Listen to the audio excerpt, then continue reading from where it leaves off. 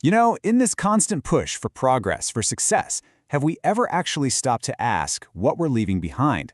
Today, we're going to explore a really powerful idea, this sort of quiet rebellion against all the noise of modern life. So let's get into it. Let's talk about what it really means to return to the garden.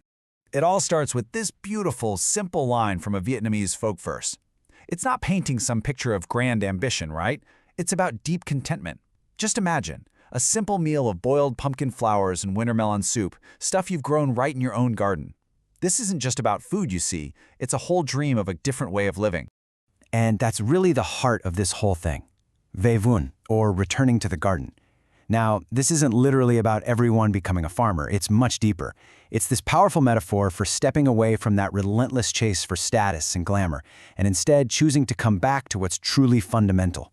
You know, things like family, your health, and just being authentic. Okay, so what does this return to the garden actually look like in real life? Well, first up, let's explore how it completely challenges our definition of success, even for people who are, at the very top. Just think about this for a second. Picture a top-ranking national leader, someone with immense power. But instead of living in some lavish palace, they choose simple, collective housing. And instead of a big motorcade, they start their day with a jog, just like anyone else. That's a huge statement, isn't it?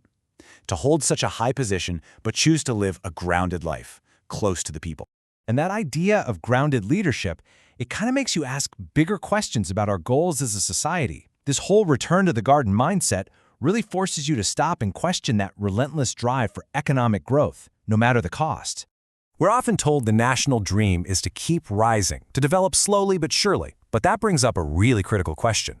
I mean, what's the point of double-digit GDP growth if huge numbers of people are just being left in the dust? And right here, you can see that disconnect, plain as day. The numbers for economic growth just keep climbing, telling the story of amazing national success. But at the same time, the actual, real, lived well-being for so many people stays stubbornly low. It shows this massive gap between the statistics we celebrate and the reality people are living.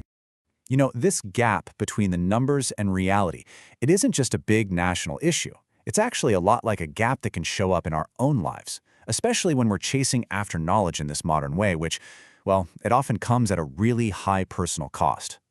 Think about this story for a minute. Someone travels the world to get their PhD. That's an incredible achievement, right? But what's the trade-off?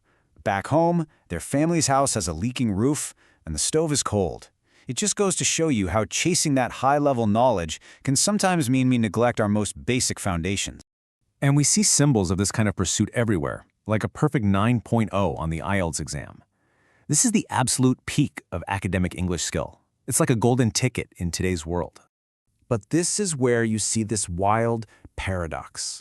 Someone can get that perfect 9.0, they can debate super complex ideas in another language, but they don't know how to do something as simple as boiling an egg. I mean, that's the very definition of having advanced academic knowledge but lacking the most fundamental life skills. The price for all this isn't just paid in our homes or in our skill sets. Our bodies pay for it too.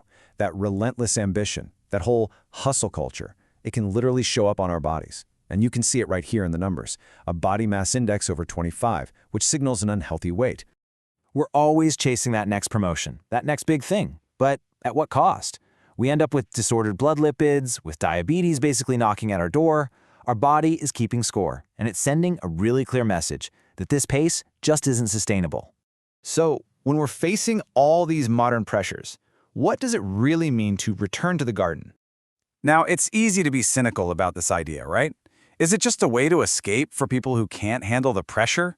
Is it admitting you failed, that you're giving up on the big race to the top? No. Returning to the garden is not about running away or admitting defeat. Not at all.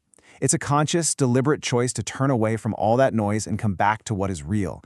It's about remembering how to truly live. And ultimately, that's a profound shift in how we see things. Maybe the most important question isn't, what's my grand purpose in life, but something way simpler, way more fundamental. Am I living genuinely, and am I living with kindness? And, maybe that's the most meaningful question there is.